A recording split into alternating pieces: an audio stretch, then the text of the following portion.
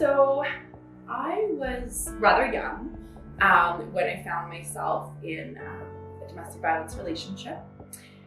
I was about 15 years old when it started, and my partner was actually happened to be the brother of a really good friend of mine. And I think that's important because for me, I actually got to know my partner quite a bit before we dated. So I got to know his family, his friends. I spent a lot of time with him. And I thought that I really knew who he was. He wanted to spend all his time with me, which I thought was great. At first, I thought he really loved me and cared about me and just really wanted to be around me. But as time went on, things really began to shift, to change. It was very slow, it was very subtle, and it did happen over a pretty significant period of time. But I would say it started with sort of possessiveness and sort of controlling behaviors. So things like becoming jealous about the time that I would spend with, like, even girlfriends.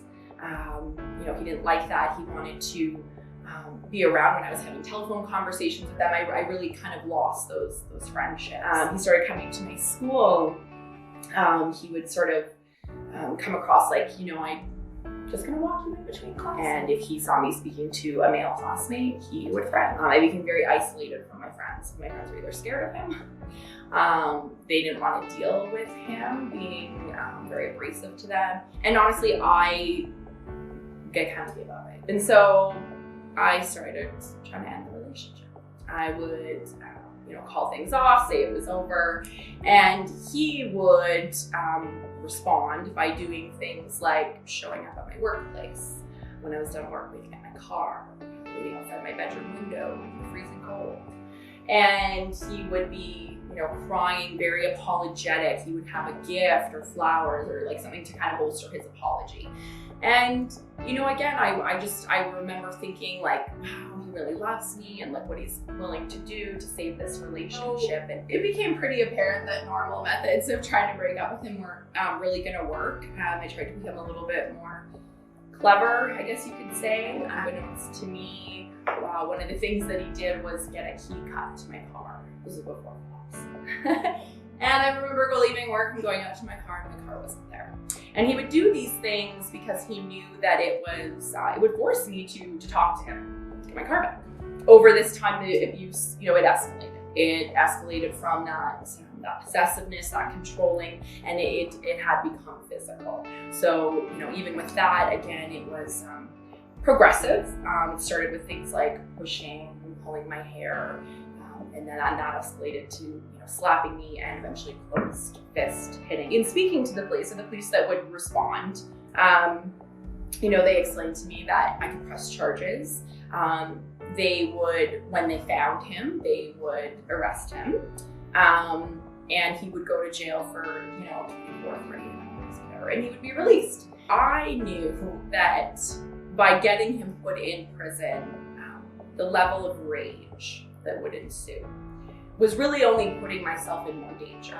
My goal at that point was to just get away. And so I was leaving everything. I was obviously leaving my job, I was leaving my friends, I was leaving my family. I knew that nobody could know where I was. I wasn't going to be able to see anybody because I knew that he would go to any length. He would literally follow people in my life to try and get to it. In this whole escape plan, obviously I had to find a safe place to go, and that was actually the hardest part of this whole thing. After a few weeks, my place on the wait list at the YW, Sheriff King, came up. And although I didn't need a safe place to stay anymore, my friend was more than willing to have me stay with her. They urged me to come in and talk to a counselor. And I am so glad I did. I truly believe that it ended up saving my life. So they helped me devise a plan. So things like how to park your car, what direction to face it, and where to keep your car keys at night in case you need a quick getaway, and code words to have with coworkers and stuff like that. And these were all things like I would have never thought of on my own, but truly would save your life in a situation where he found you. The other thing that was really eye-opening for me was it was the first time in my in this whole experience where I really felt like I had meaningful support. And I see that obviously I had friends and family, but I was a teenager. This was not a problem that teenagers dealt with. None of my friends had any idea what I was going through. They had no idea how to help me. They would listen. Same with my parents. They obviously wanted to try to help me, but the counselors at the shelter, they got it. And so they were able to give that meaningful feedback. And, one of the things, this was really the first time it kind of ever dawned on me that I wasn't the only teenager going through it. I truly felt very isolated and alone. And I learned that no, it wasn't that uncommon for teens to be in, abusive relationships. And, I think this whole time, I had felt very embarrassed and ashamed. And I actually didn't share a lot of it with my friends while it was going on because I was embarrassed. Like, how did I end up here? How is this happening to me? So I left the women's shelter feeling for the first time like I wasn't alone. And I finally sort of felt like I regained a little bit of control. I did eventually find me. I was taking the train home from work one day. I was walking over the overpass and I could see my car parked in the parking lot, and there he was standing over the car. And so I, quick thinking, and also with some of the tips that I had learned from the women's shelter, I called 911 right away, and I turned around, ran the other direction. But I made sure to keep myself in a visible and public area. And that was one of the things that they had taught me. I don't know what his original plan was that day with that knife. I do believe that by keeping myself in a visible place that I was probably able to save my life. So I luckily came out of that physically unhurt. The police came, probably only took a few minutes, but of course in that moment it seemed like eternity. And he was charged. I received a restraining order, and that did not stop him. He continued to contact me and threaten me. He tried to get me not to go to court. I remember the night before court, dealing with threats. And to this day, 18 years later, he still occasionally tries to contact me on social media. What I wish people knew was how hard it is for a woman to leave, and also why they stay.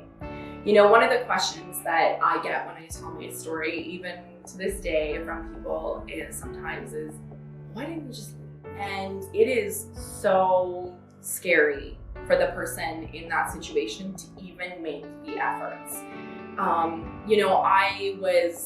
I consider myself very lucky in the sense that I was not financially dependent on this person. I didn't share children with them. I didn't share housing with them. But I can't even imagine if I did, right? Abusers will often use, finances as another way to control. So when you are experiencing crippling fear for your safety, and you also, have no money, or maybe, you've never accessed credit in your name, the barriers, they just pile